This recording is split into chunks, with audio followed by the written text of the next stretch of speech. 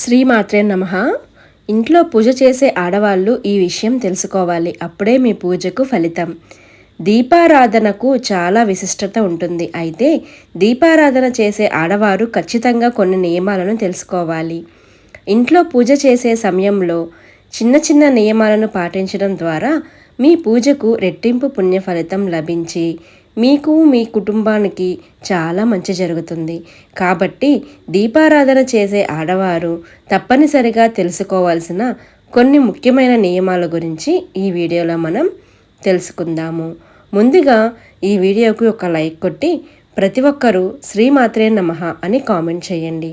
అయితే మనలో చాలామందికి ఒక పెద్ద ధర్మ సందేహం ఉంటుంది. పూజ చేసే ముందు ఆహారం తింటే పూజ చేసిన ఫలితం దక్కుతుందా లేదా అని చాలామంది అనుకుంటారు. అయితే పూజ చేసే ముందు ఎలాంటి ఆహారాన్ని తినకూడదని మన పెద్దలు చెబుతూ ఉంటారు. ఎందుకంటే బాగా తినేసి పూజ చేస్తే తరచూ ఆవలింతలు వస్తాయని, దీనివల్ల పూజ సరిగ్గా చేయలేమని ఈ నియమాన్ని పెట్టారు. కాబట్టి ఓపికగా ఉన్నవారు పూజ చేసిన తరువాత ఆహారాన్ని తినండి. అనారోగ్య సమస్యలతో బాధపడే వారికి ఈ నియమం వర్తించదు. పూజ చేసిన ఫలితం దక్కాలంటే భక్తితో దేవుడిని పూజించాలి, అంతేకాని కటిక ఉపవాసంతో ఉండాలని ఆచారం లేదు. ఇక ప్రతి ఒక్కరి పూజ గదిలో తప్పనిసరిగా అక్షింతలు ఉండాలి. అక్షింతలు శుభాన్ని సూచిస్తాయి. కాబట్టి పూజ గదిలో అక్షింతలను పెట్టుకుంటే మీ కుటుంబానికి సకల సౌభాగ్యాలు కలుగుతాయి. ముఖ్యమైన పని కోసం బయటకు వెళ్ళేటప్పుడు పూజ గదిలో ఉన్న అక్షింతలను తలపైన వేసుకోండి. మీ పనుల్లో ఆటంకాలు ఏర్పడకుండా విజయాలు సాధిస్తారు. తాబేలు సాక్షాత్తు విష్ణు స్వరూపం కాబట్టి మీ పూజా గదిలో తాబేలు విగ్రహాన్ని పెట్టుకుంటే లక్ష్మీ కటాక్షం సులభంగా కలుగుతుంది. మీ పూజా గదిలో ఉత్తరముఖంగా తాబేలు విగ్రహాన్ని పెట్టుకోండి. డబ్బు పరంగా బాగా కలిసొస్తుంది. ఇక దీపారాధన సమయంలో దేవునికి నైవేద్యాన్ని సమర్పిస్తాము. అయితే మనలో చాలామందికి దేవునికి నైవేద్యాన్ని పెట్టి నీళ్లు పెట్టడం మర్చిపోతారు. ఇలా చేయడం చాలా పెద్ద తప్పు. దేవునికి సమర్పించిన నైవేద్యం పక్కనే ఒక గ్లాసులో నీళ్లు పెట్టాలి. అప్పుడు మాత్రమే మీ నైవేద్యాన్ని దేవుడు ఆరగిస్తాడు. విపరీతమైన సంపదలు కలగాలన్నా, అప్పుల బాధలు తీరిపోవాలన్నా, కుజదోష నివారణకి, అలాగే వివాహ సమస్యలకు ఒక అద్భుతమైన మంత్రం ఉంది. ఆ మంత్రం ఏమిటంటే శ్రీ అపర్ణాయే నమః అనే మంత్రాన్ని ప్రతిరోజు 27 సార్లు చదవండి. పూజా గదిలో వెలిగించే దీపానికి చాలా దైవశక్తి ఉంటుంది. కాబట్టి ఇంట్లో దీపారాధన చేసేటప్పుడు తమలపాకు పైన దీపాన్ని వెలిగిస్తే ఎన్నో శుభ ఫలితాలు కలుగుతాయి. తమలపాకులు కాడలో అమ్మలగన్న అమ్మ పార్వతీదేవి కొలువై ఉంటుందని, తమలపాకు మధ్యలో సరస్వతీదేవి నివసిస్తుందని, అలాగే తమలపాకు చివర్లో లక్ష్మీదేవి ఉంటుందని నమ్మకం. కాబట్టి తమలపాకుపై దీపం వెలిగిస్తే కోరిన కోరికలు తక్షణమే నెరవేరి విపరీతమైన ఐశ్వర్యం కలిసొస్తుందని నమ్మకం. ఇక ప్రతి ఒక్కరి పూజా గదిలో తప్పనిసరిగా రావి చెంబు పెట్టుకోవాలి. రావి కలశంలో త్రిమూర్తులు నివసిస్తారు. మీ పూజా గదిలో రావి కలశాన్ని పెట్టుకుంటేనే మీ దీపారాధనకు రెట్టింపు ఫలితం లభిస్తుంది. త్రిమూర్తుల ఆశీర్వాదం మీ ఇంటిపై ఉంటుంది. పూజ గది చాలా పవిత్రమైనది. అయితే మన పూజ గదిలో ఎట్టి పరిస్థితుల్లోనూ న్యూస్ పేపర్లు వేయకూడదు. న్యూస్ పేపర్లకు బదులుగా ఒక పట్టు వస్త్రాన్ని ఏర్పాటు చేసుకోండి. విపరీతమైన సంపద భరించాలంటే ఇంట్లో దీపారాధన చేసేటప్పుడు 5 ఒత్తులతో దీపం వెలిగించండి. మన హిందూ ధర్మంలో పచ్చకర్పూరానికి చాలా దైవశక్తి ఉంటుంది. పచ్చకర్పూరంలో కుంకుమ కలిపి ప్రతిరోజు బొట్టు లాగా పెట్టుకుంటే సాక్షాత్తు ఆ వెంకటేశ్వర స్వామి అనుగ్రహం మీపై ఎప్పటికీ ఉంటుందని నమ్మకం. అలాగే ప్రతి సోమవారం మరియు శనివారం నాడు కర్పూరం పైన దాల్చిన చెక్క పెట్టి ఆ కర్పూరాన్ని వెలిగించి మీ ఇల్లంతా హారతి ఇవ్వండి.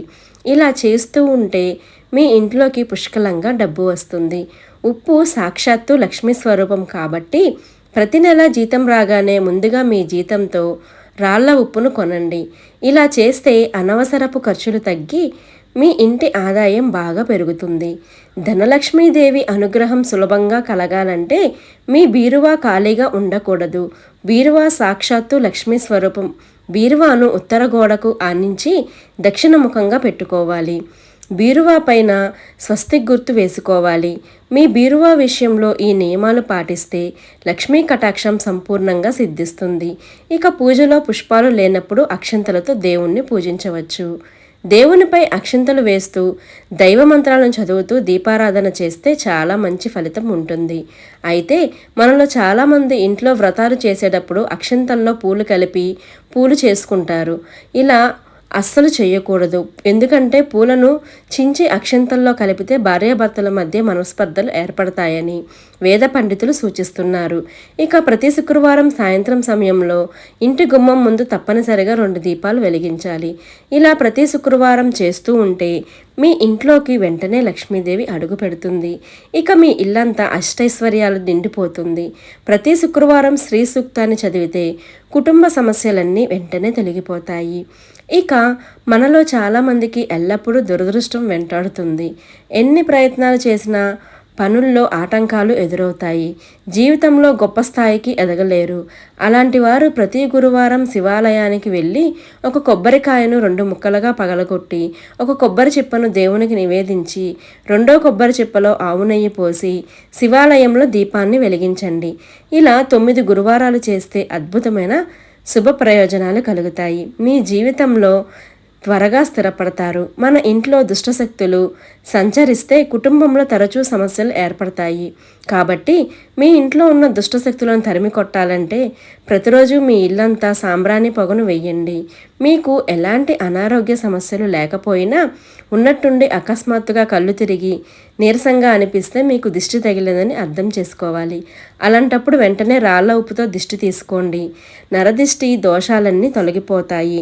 ఇక విపరీతమైన అప్పుల సమస్యలు అలాగే అనవసరపు ఖర్చులు ఏర్పడుతుంటే ఏదైనా ఒక మంగళవారం నాడు ఆంజనేయ స్వామి దేవాలయానికి వెళ్ళి హనుమంతునికి ఆకుపూజ చేయించి నానబెట్టిన శనగలు అలాగే బెల్లాన్ని స్వామివారికి నివేదించి ఆంజనేయ స్వామి దాన్విస్తూ హనుమాన్ చాలీసాను చదవండి. అప్పుల బాధలన్నీ వెంటనే తీరిపోయి మీ కుటుంబానికి సకల ఐశ్వర్యాలు కలుగుతాయి. ఇక ప్రతి ఒక్కరి ఇంటి ముందు తప్పనిసరిగా శంకుపూల మొక్క ఉండాల్సిందే. శంకుపుష్పం మొక్కను ఇంట్లో పెంచుకుంటే డబ్బు సమస్యలన్నీ తొలగిపోయి విపరీతమైన ధనలాభం కలిసొస్తుంది. ఈ శంకుపుష్పాలు అంటే శ్రీ మహాలక్ష్మీదేవికి విష్ణువుకు అలాగే శనీశ్వరుడికి చాలా ప్రీతికరమైనది. కాబట్టి శంకు మొక్కను పెంచుకుంటే అలాంటి ఇళ్లపై సంపూర్ణ లక్ష్మీ కటాక్షం సిద్ధిస్తుంది.